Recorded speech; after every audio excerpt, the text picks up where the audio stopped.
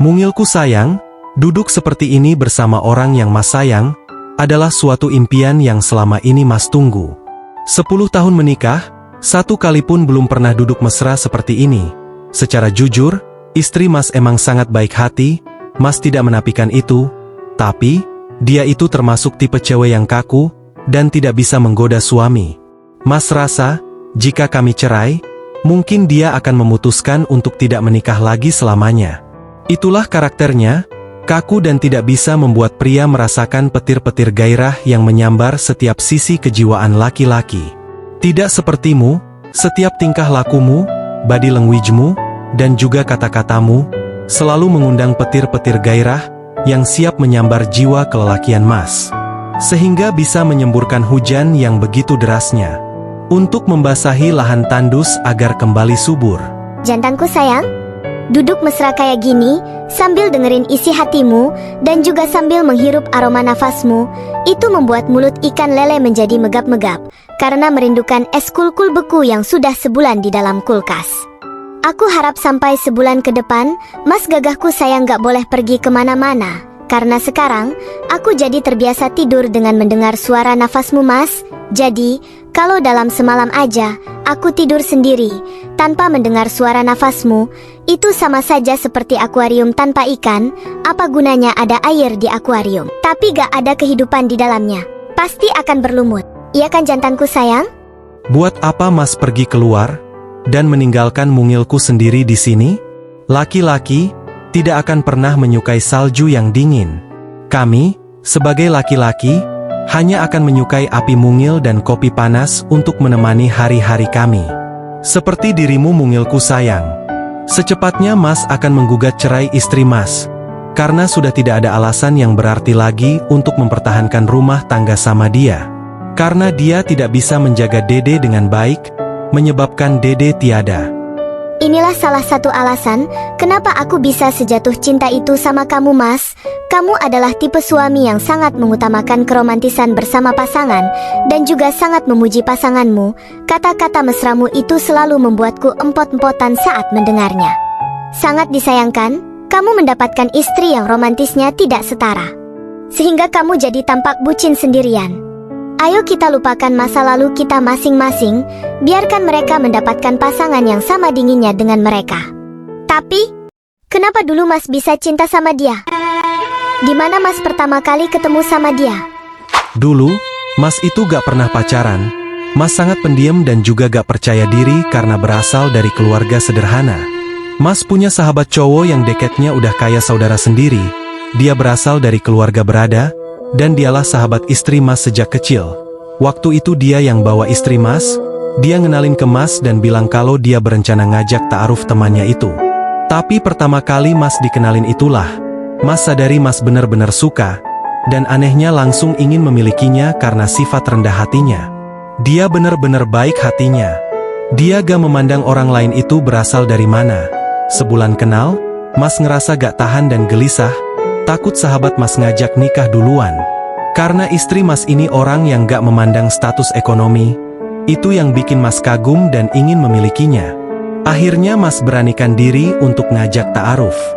Gak disangka, ternyata sahabat Mas udah ngajak ta'aruf seminggu lebih awal. Waktu itu, Mas ngerasa putus asa, karena ibunya lebih suka sama sahabat Mas. Sejak saat itu persahabatan kami hancur, kami pernah duel seperti orang yang saling ingin melenyapkan satu sama lain. Hanya untuk memperebutkan istri Mas, waktu itu Mas kalah telak dan masuk RS. Tapi, kabar baiknya adalah, justru Mas yang dipilih sama istri Mas. Dia bilang, Maslah yang bisa bikin nyaman.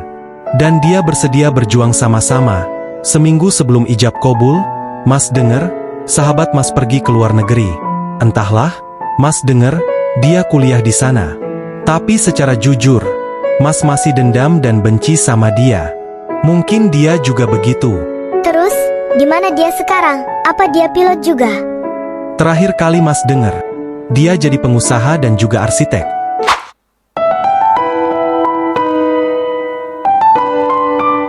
Ya ampun, bos kita ganteng banget ya. Aku sampai meleleh kalau lagi di sampingnya. Namanya Ospaldo. Dia bos kita yang sangat baik dan juga kaya raya. Tapi sayang, Kisah percintaannya sangat tragis. Dia mencintai teman kecilnya, tapi setelah dewasa, ajakan menikahinya ditolak, dan si cewek lebih milih cowok lain, yang ibunya aja gak setuju. Sampai sekarang dia belum nikah. Mungkin gak bisa move on, karena dia cinta banget sama teman kecilnya itu. Astagfirullah. Semoga aja cewek itu dapat karma. Teganya dia nolak orang sebaik ini. Ih, kesel deh aku dengarnya.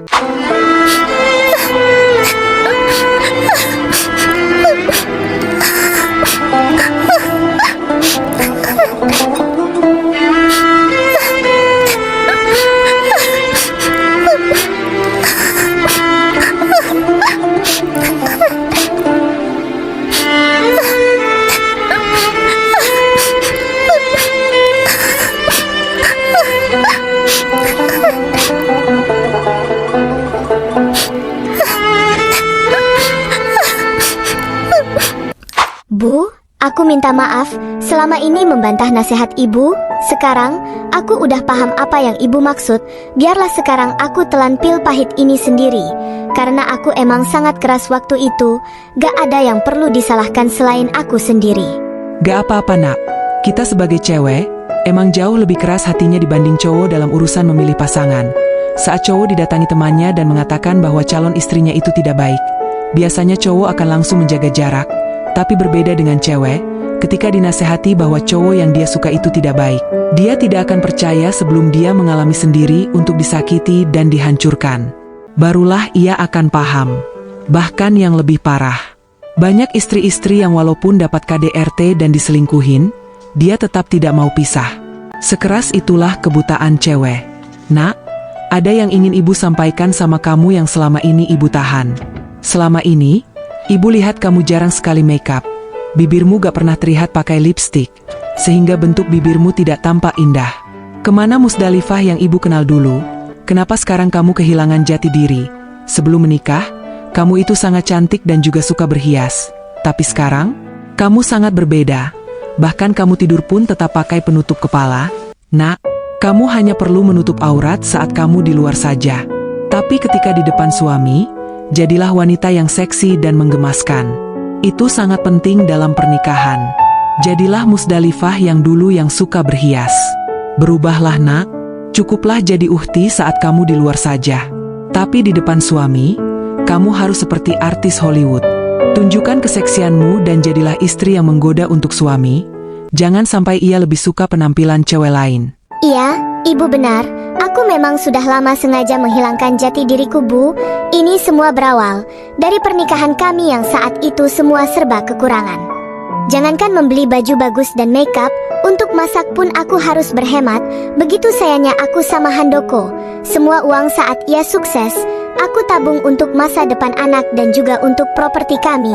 Aku tidak mau memikirkan kebutuhan pribadiku, seperti makeup dan lainnya. Karena aku berpikir aku sudah laku dan sudah bersuami, jadi gak perlu lagi aku dandan cantik. Itu akan jadi boros. Aku pikir semua pengorbananku itu akan berarti di mata Handoko. Ternyata itu jadi kekurangan di matanya. Kasihan sekali aku ini, Bu. Niat ingin berkorban untuk suami, agar suami semakin cinta. Ternyata ia malah menduakan cinta.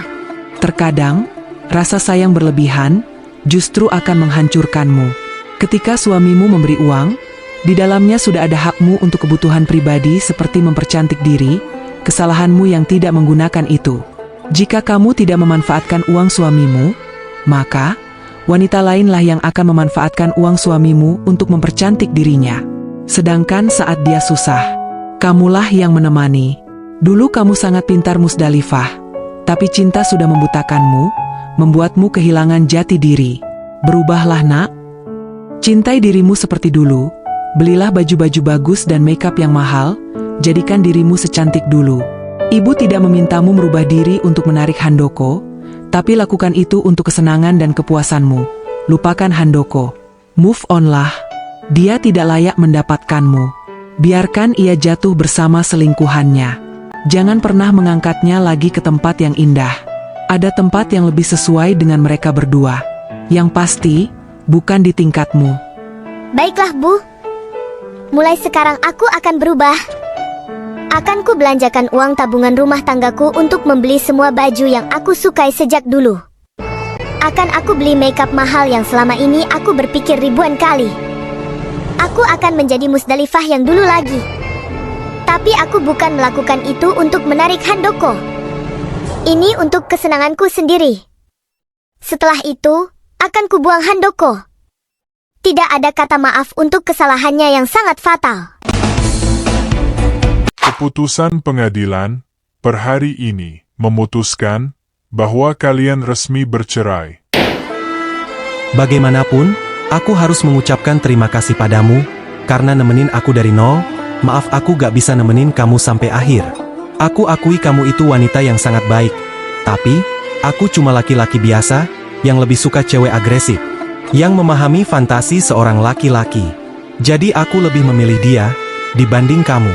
Silahkan kamu cari laki-laki lain juga, yang bisa memahami dan bisa mengerti keinginanmu sebagai cewek kaku dan pendiam. Maaf, aku sudah gak tertarik lagi sama kamu.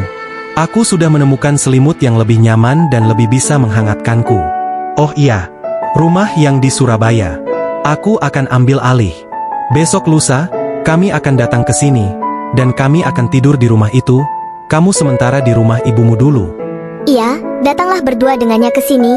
Akan kuserahkan kuncinya sama kalian. Sekaligus akan kutitipkan kamu pada orang yang akan memilikimu ke depannya. Benar kata ibu. Aku harus berubah.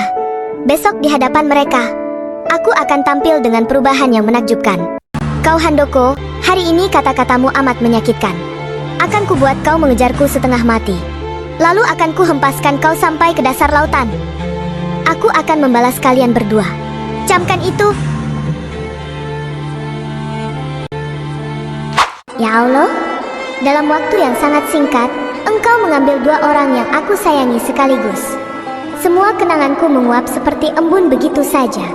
Perjuanganku dihempaskan ombak yang begitu kencangnya, sehingga tampak seperti buih-buih yang gak berguna. Pengorbananku jadi seperti daun kering yang diinjak. Sekarang, untuk sekedar minum air saja, terasa pahit di lidah. Dengan musibah yang sebesar ini, hukuman apa yang pantas diberikan untuk orang-orang yang menyakiti hamba? Lalu, hadiah apa yang sebenarnya engkau persiapkan untuk hamba? 10 tahun sudah berlalu begitu saja. Setiap hari, di sepertiga malam, aku tidak pernah lupa mendoakan rumah tanggamu, agar kau bahagia dengannya. Tapi maaf, karena ini sudah genap 10 tahun. Aku akan berhenti menyebut namamu lagi, teman kecilku. Semoga kau bahagia selamanya dengan pilihanmu. Jantanku sayang, apa di rumah itu ada istrimu juga? Aku gak sabar deh bisa ngisi rumah yang di sana. Kamu bilang, itu rumah pertama yang bisa kamu belikan. Pasti rumah itu bersejarah ya bagi karirmu? Pengen cepet-cepet jadi Nyonya Handoko deh, biar aku termasuk dalam sejarah kehidupanmu, dan tinggal di rumah yang bersejarah untukmu jantanku sayang. Semua yang Mas punya di bumi ini, akan Mas serahkan untukmu mungilku sayang. Hidup Mas adalah hidupmu, jiwa Mas adalah jiwamu juga. Apalagi hanya sekedar harta benda yang Mas punya. Tentu semuanya adalah milikmu. Gak ada lagi yang Mas cintai selain kamu. Kamulah metamorfosis terakhir untuk cinta Mas, wanita perayu yang Mas idam-idamkan selama ini. Mas rasa, pohon pun akan roboh ketika mendengar rayuanmu yang membawa petir-petir cinta. Wah, gagahku sayang. Rumahnya bagus banget, suasananya bikin nyaman. Tapi Mas, katanya kunci rumah ini mau diserahkan sama aku. Terus, gimana sekarang istrimu? Selamat malam semuanya. Aku di sini.